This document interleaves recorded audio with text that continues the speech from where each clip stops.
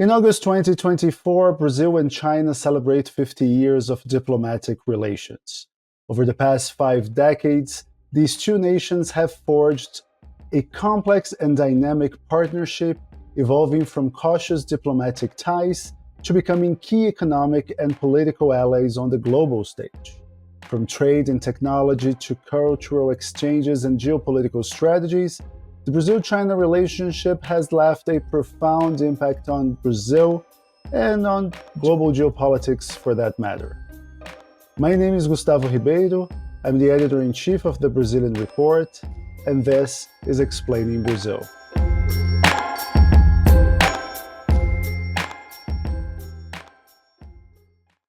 If you like Explaining Brazil, you should subscribe to our website, The Brazilian Report, which is the journalistic engine behind this podcast. Or you can go the extra mile and make a donation to our newsroom, tipping our journalists via our Buy Me a Coffee page. And you can also subscribe to our Buy Me a Coffee fan page, pledging a monthly contribution to our newsroom in exchange for exclusive content that you won't find anywhere else.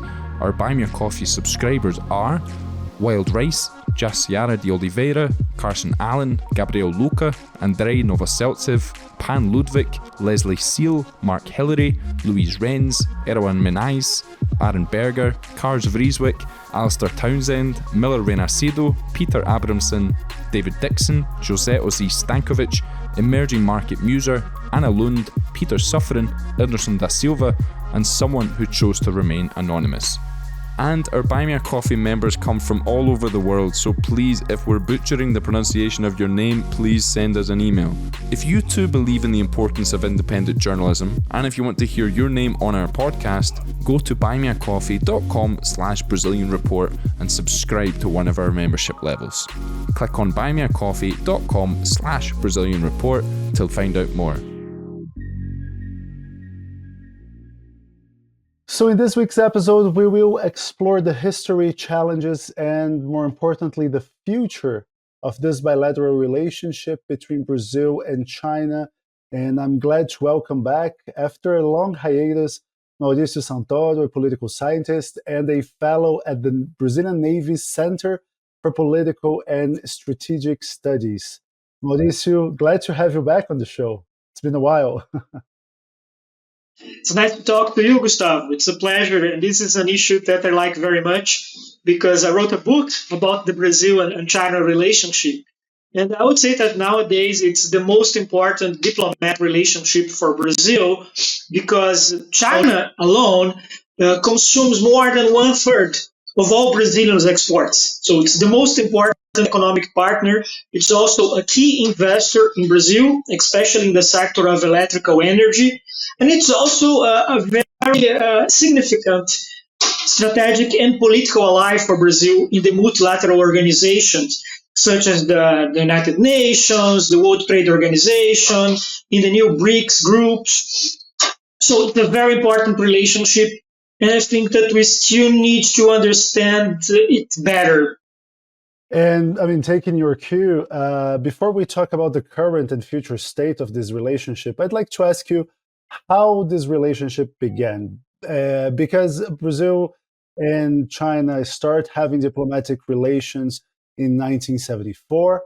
At the time, Brazil was under a right-wing dictatorship, so getting closer to communist China was not necessarily an obvious move. Can you tell us a little bit about how and why Brasilia and Beijing started this relationship?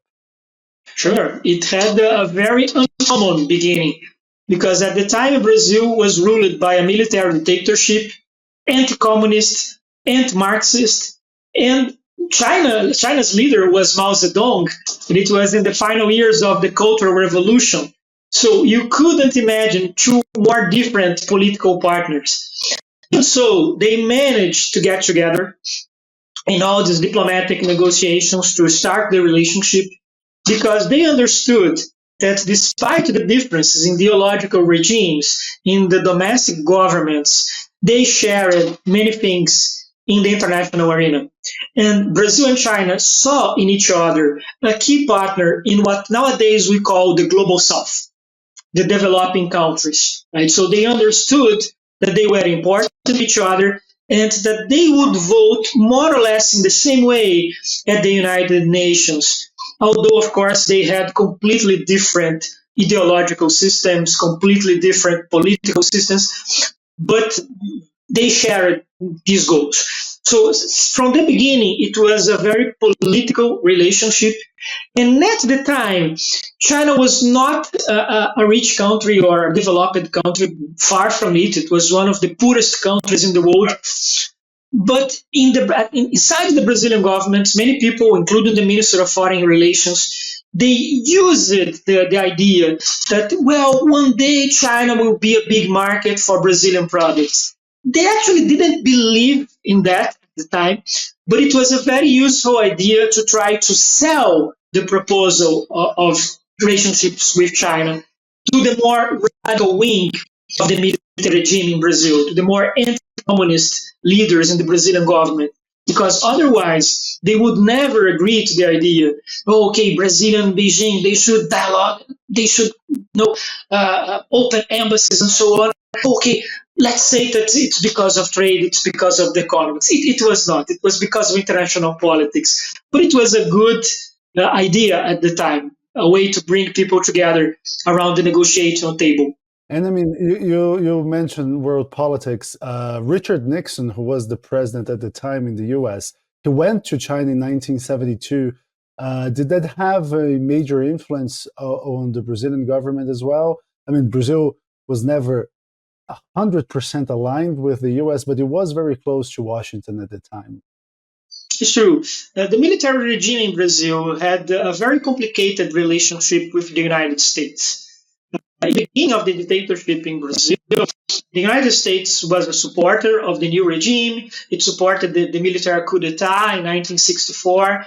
But with the time, they started to disagree because of several issues, because of human rights and democracy, but also because of the Brazilian nuclear program, and also because of the foreign policy of the military regime, which from the end of the 60s started to be more autonomous, more ambitious. So Brazil was seeking influence in the new African countries, in the Middle East, and it was trying to put some distance between Brazil and Washington.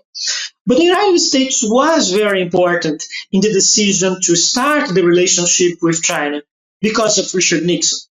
Because when Nixon traveled to Beijing in 1971, it opened the way for many other governments in Latin America and in other parts of the world to start to do more or less the same thing, to start to normalize the relationships with China.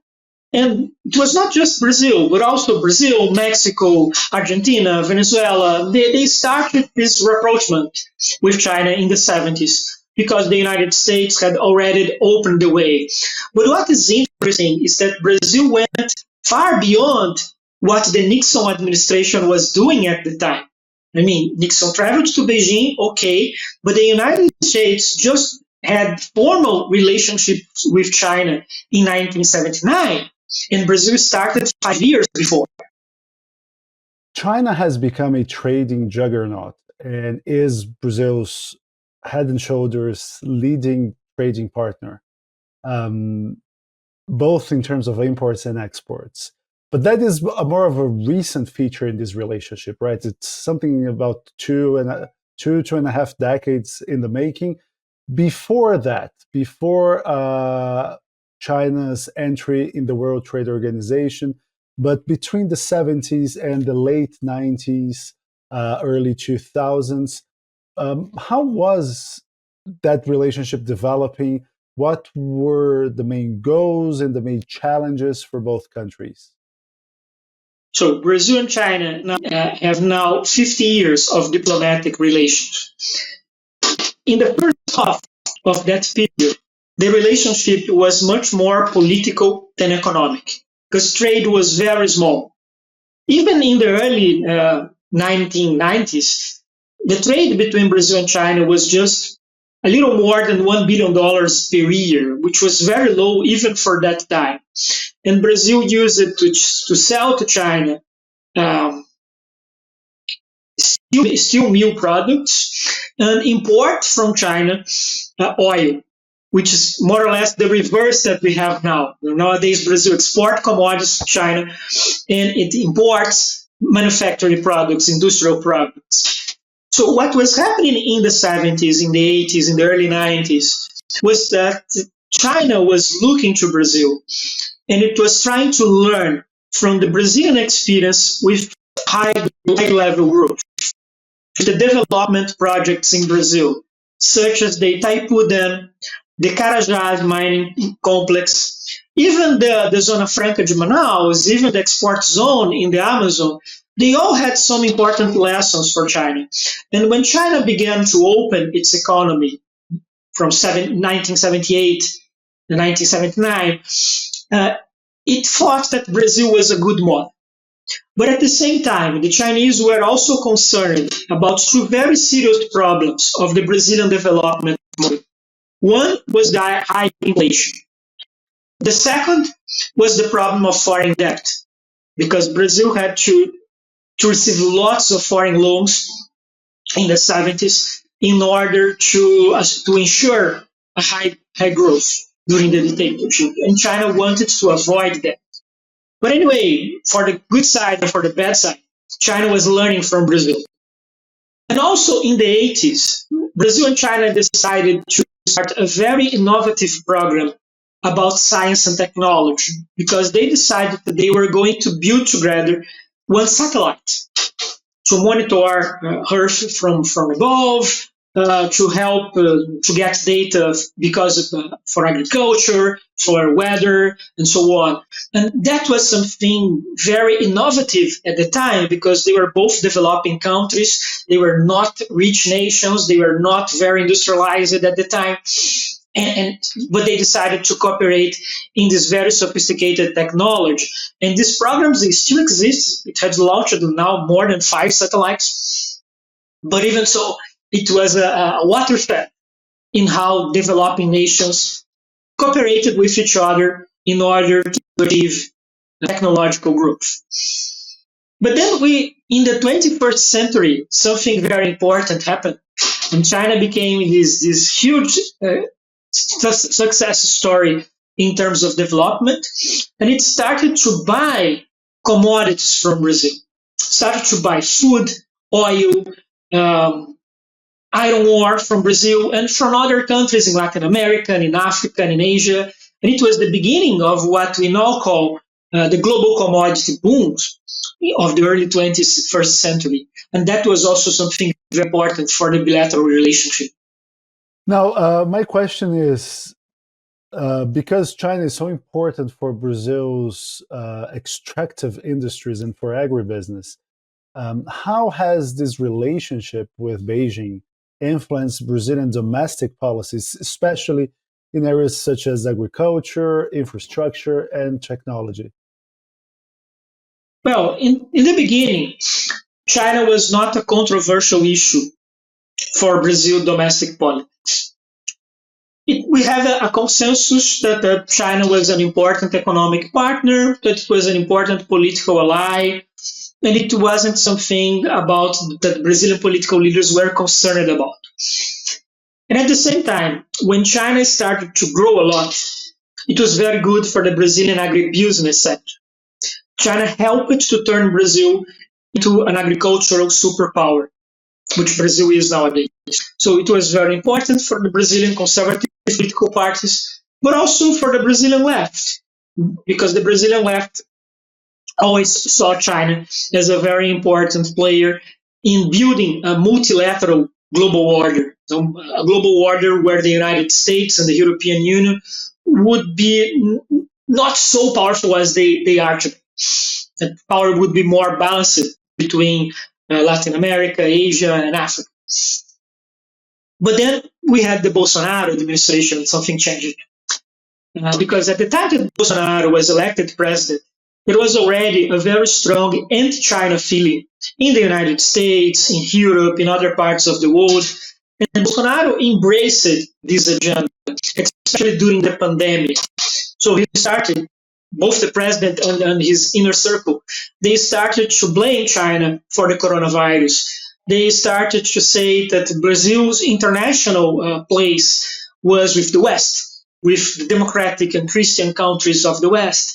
So they put a new level of tension in the bilateral relationship with China because all these political changes. But even Bolsonaro could not pretend that China was not important for Brazil in terms of trade, in terms of investment. So the economic ties, they went more or less as they were, without any big differences. But the political agenda became much more complicated under Bolsonaro. But at the end of his administration, when President Bolsonaro was facing very serious domestic crisis, including the possibility of an impeachment process, he realized that he could not afford the luxury of a conflict with China. So that was the moment, especially during the final year of his administration, when he decided that, okay, Huawei can operate in Brazil without any kind of constraint. Huawei can provide its products to the 5G internet pattern in Brazil. So we would not create any kind of political obstacles. There are some caveats to the 5G issues, right? Because Huawei was not allowed to operate on government networks, just the private Huawei infrastructure, is right? providing the equipment, not directly, because I mean she did take part in the auction, but she's providing the equipment to the companies that won the auction to be the responsible for the 5G in Brazil. So it's a very different scenario than the ones that we have in Europe, United States, or Canada, where there is a political veto against Huawei. But Huawei has been in Brazil for more than 20 years now, and it created several partnerships here with the agribusiness sector, with the big telecommunication companies in Brazil, with the banks, with the financial firms. So it has a very broad range of allies inside Brazil, so it could defend itself from the political pressure under Bolsonaro. Now, you mentioned this bump on the relationship that was the Bolsonaro administration. And just to remind our viewers and listeners, the president and many people in his cabinet voiced xenophobic comments. There were direct attacks on China, and there were reports that the Chinese ambassador to Brazil at the time said that he would no longer talk to the Bolsonaro administration, which, I mean, for diplomats is a quite strong reaction. But still, in terms of policy making, we didn't see, like you said, any anti-China movement. I mean, have there any been significant tensions to the point where this relationship was menaced, or was the issues during the Bolsonaro administration more of a unwanted noise rather than an actual threat to this relationship? No, there were actual tensions, especially during the pandemic. And at the time, the Chinese diplomats in Brazil, we used to meet to discuss the relationship. And they would tell me that they were very concerned about two things. One of them, it was the threat to the Chinese companies in Brazil, the possibility that they would be forbidden to do business in Brazil, especially Huawei.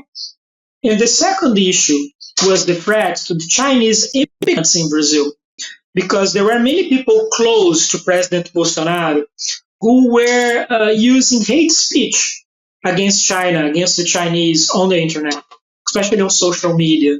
And the Chinese diplomats had the concern that some of this hate speech could be the basis for physical attacks on the Chinese population here in Brazil.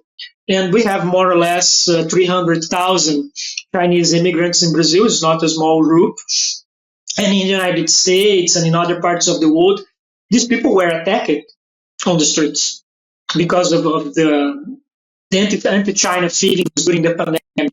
So luckily, that didn't happen in Brazil, at least not physical attacks, but the mood on social media, the hate speech going around on the internet, it was quite bad at the time, and it was really a threat to the relationship.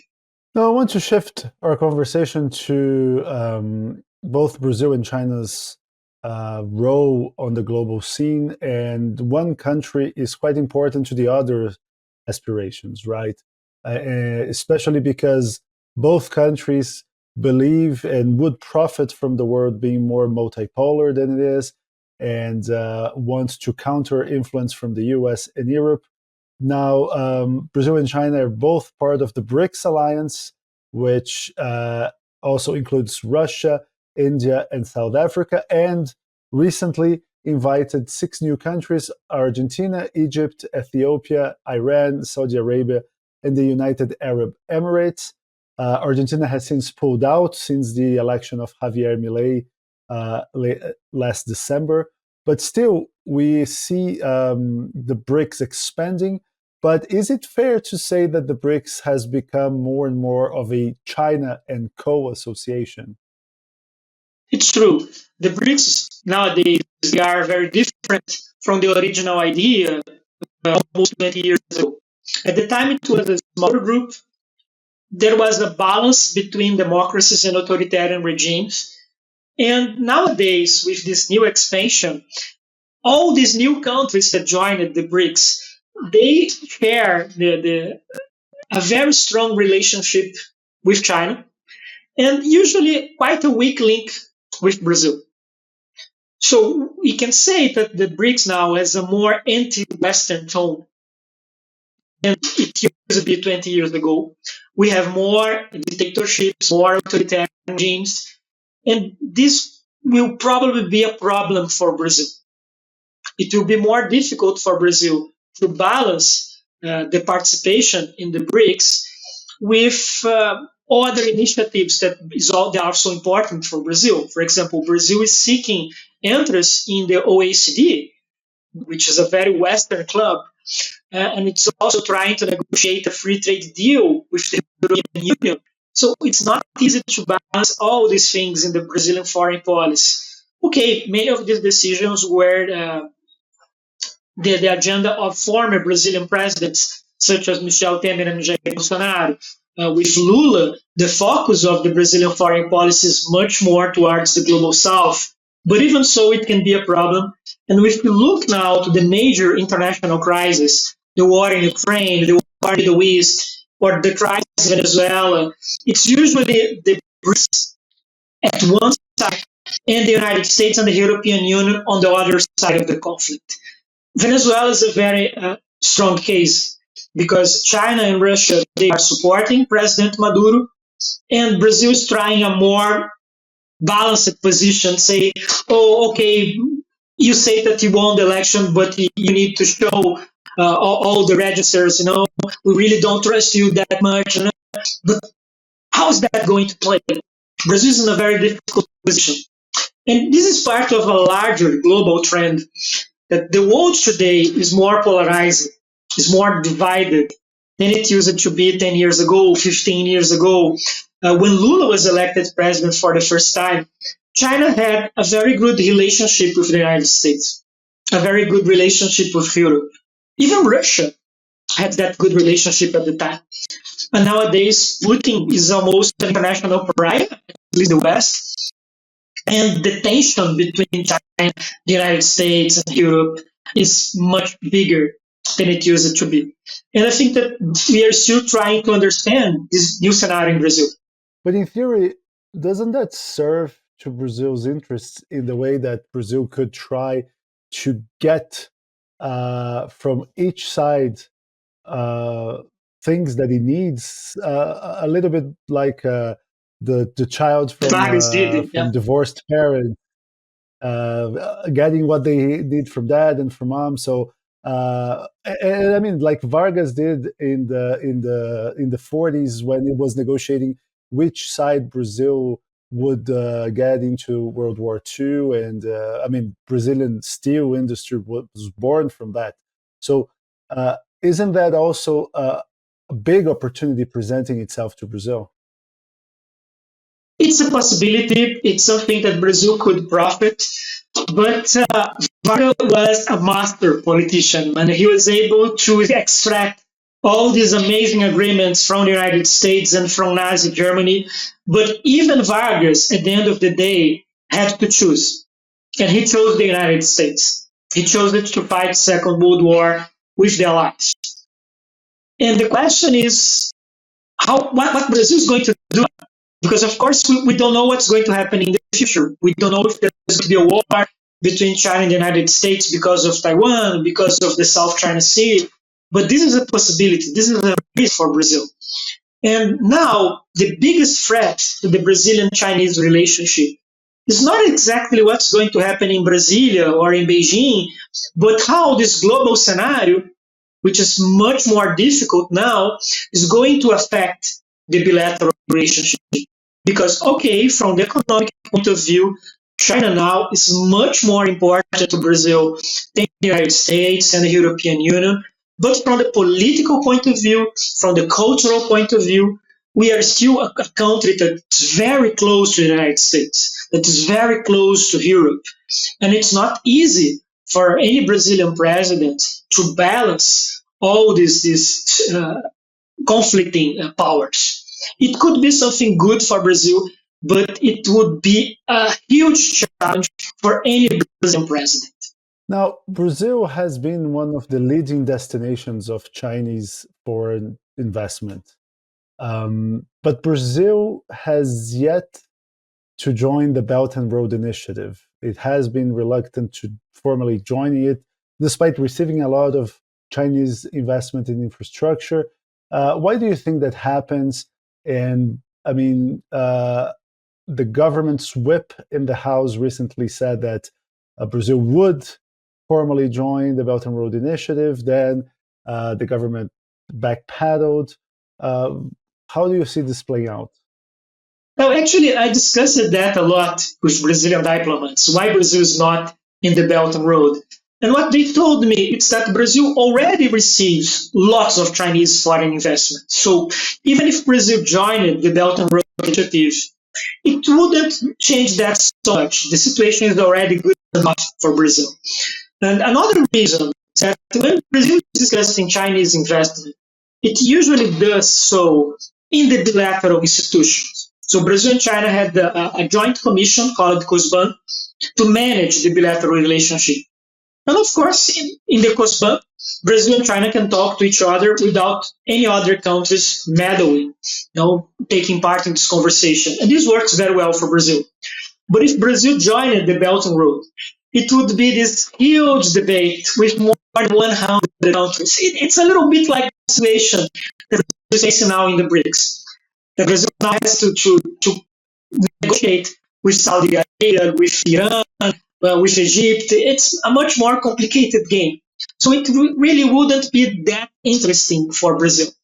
And there are some groups in the Brazilian state, among Brazilian diplomats, among Brazilian military officers, that they are concerned that joining the Belt and Road would have a geopolitical cost, because it would mean that Brazil was becoming more aligned with Chinese foreign policy. And it's interesting for Brazil to keep some distance, to keep some autonomy. So it's part of that very complicated balancing act between the global powers that Brazil now has to play. And this is also a very important difference from the bilateral relationship that we have today with China, with the relationship that we used to have 20 years ago, 30 years ago. So when I interviewed Ambassador Celso Amorim for my book, he told me that when he was foreign minister, he viewed China as another developing country. It was growing fast, but it was not that different from Brazil.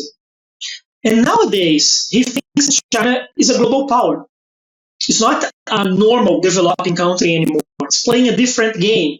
And that Brazil should take that into account when Brazil is thinking about its own foreign policy. And I think this is a very good observation. The China of today is very different from the China of the 1970s, of the 1990s. It's much more like a global power, even if it's not rich. Right. And I mean, talking about China being a global power, we are seeing Chinese influence in Latin America increase a lot. For instance, in 1960, only Cuba had diplomatic relations with Beijing in terms of Latin America, and now all but three countries do. And we are seeing a massive inflow of investments in the region. We are seeing several countries shifting how they see the issue of Taiwan. Do you think that Chinese influence in Latin America may hinder Brazil's role as a regional power? Are there other risks for Brazil and for Latin America of that oversized influence as well? Yes, it's changing Brazil roles in the region because with China acting as an important political ally of authoritarian regimes such as Nicolás Maduro in Venezuela, the influence of Brazil is lower today. I mean, Brazil can put pressure on Maduro, but he knows that he can count on the support of China, on the support of Russia. So it's already a different scenario. And from the economic point of view, China became an important competitor for Brazilian companies in Latin America, especially in Argentina, but also in countries such as Mexico or Chile, where China is also investing a lot. I mean, there is room for everybody. I think that China is helping Latin America in many different ways, but it is also changing the way Brazil behaves in the region. So Brazil is not so powerful in South America, not so influential in South America as it used to be, let's say, 20 years ago. And for the next 50 years of this relationship, do you have anything that you think is worth us monitoring more closely? Well, there are many important issues. For example, the question of environment, climate change, alternative forms of energy. China is a very important player in all these new green energy markets. It's also something that it's already changing the relationship. For example, Chinese electrical cars are now becoming popular in Brazil with companies such as BID or Great Wall Motors investing in Brazil, building factories here. So it's something that we should take into account. But I would say that the most important thing for the relationship in the next years, it's not the bilateral dialogue between Brasilia and Beijing, but how this more difficult global scenario is going to influence the situation. What's going to happen between China and the United States? What's going to happen between China and Europe? And how these new agendas are going to affect Brazil? Usually in a negative way, because in this world where China and Russia are on one side of the major global agendas and the United States and Europe are on the other side, Brazil is often in the middle, in the crossfire, and that can be very difficult. I mean, Brazil could profit from that, but it's going to be a challenge. Mauricio Santoro, thank you very much for joining us this week. My pleasure. Thank you. Mauricio Santoro is a political scientist and a fellow at the Brazilian Navy's Center for Political and Strategic Studies. And if you like Explaining Brazil, please give us a 5-star rating wherever you get your podcasts, or better yet, subscribe to the Brazilian Report, the journalistic engine behind this podcast.